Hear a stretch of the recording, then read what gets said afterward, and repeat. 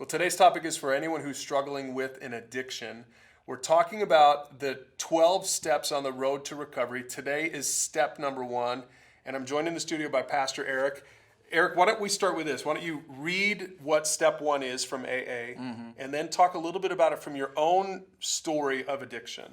All right, step 1 from AA says we admit that we were powerless over our addictions and that our lives had become unmanageable.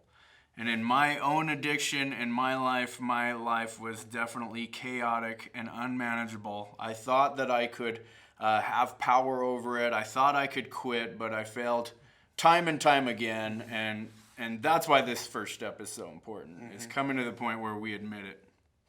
Yeah, so let's talk us through these questions again. If you're watching this with a group or with a mentor, make sure to talk about this with those people in your own life. The first thing you say is this, Eric: open your eyes to the chaos that you've created in life. Come on, addiction doesn't create any chaos, does it?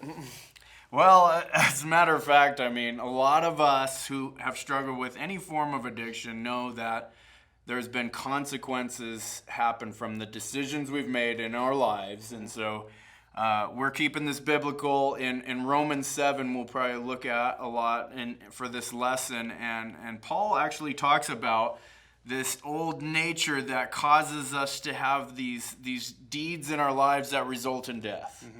And for me, what I believe what he's talking about is not physical death alone, but he's talking about because maybe some of us have hurt people, we have spent a lot of money, we have lied, we've cheated, so there's a death to our relationship, a death to our finances, a death to our future, possibly from the chaotic decisions that we've made. Yeah, and that is normal. That's not just a new phenomenon, right? That sin always brings death. Paul says that in Romans. The wages of sin is death.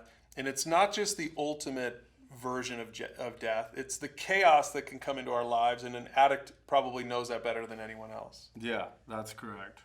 So the second thing you say is this. What you say is you have to stop denying that you actually have a problem. Most of the addicts that I know, people who struggle with addiction of one form or another, they live in denial constantly, just constantly listening to the lie that they don't have a problem. Yeah, denial is not just a river in Egypt. Maybe you've heard that before. Yeah. But a lot of us, when we were in our active addiction, again, we thought that we had this licked, we had this covered, we could quit whenever we want, but coming to the point where we're here in recovery, where we're seeking help, or we've got ourselves into a situation where we need to start changing the way we think. The first step is getting out of denial. Quit denying that we have a problem, that we can't move forward until we get past that point. And so for the people who are watching this, and hopefully if they're watching this, that means that they recognize that they have a problem, or they probably wouldn't have clicked on this video. Exactly. So that's the good news. Yeah. But this is the last thing I want you to unpack for us. You say this, and to me this is really the heart of this step 1. Admit that you can't fix this thing on your own. Is that a temptation for an addict to say, I got myself into this, I'm going to get myself out of this? Yeah, there's so much pride in the human identity and inside of us anyway, and we think that we can do this on our own. But if we look back at our life, we'll say that all of our decisions have actually led us to where we are now. And so maybe I have a problem. Maybe there's something inside me that won't let me quit, or that I don't have control of or have power over. And I believe Paul talks about that in later in Romans 7. He says, I don't really understand myself, for I want to do what is right, but I don't do it. Instead, I do what I hate, and I know that nothing good lives in me. He's talking about his sinful nature. I want to do what is right, but I can't.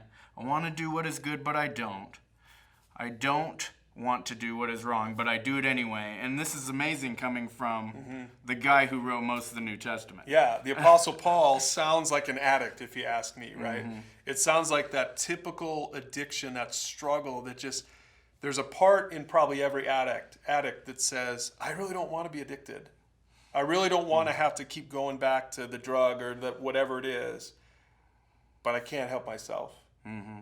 Right? That's why we call it an addiction. Yeah, and I think, and what that book is getting at is, everyone on the human level has some sort of powerlessness in their lives. But for addicts, we've taken it to the extreme, and it's caused a lot of powerlessness and chaos in our lives. But I do want to say, though, this about addicts, about people who struggle with addiction, is that oftentimes we have the personality to be extreme and take things to the extreme.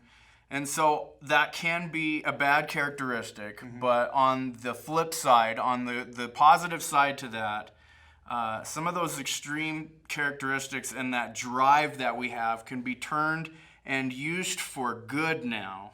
And it can become a good thing if we learn how to play that out in our lives and we get involved with the right people and ultimately involved with God. He'll give us a new purpose. So that extreme personality can be used for great purposes. And I know that's what happened in your life. You're a pastor now, from addict to pastor. And so for those of you watching this, we encourage you to use the questions below this video to talk about this with a group, with a mentor, because you can't do this on your own.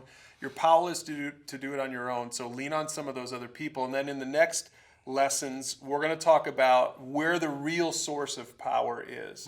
And that'll be next time.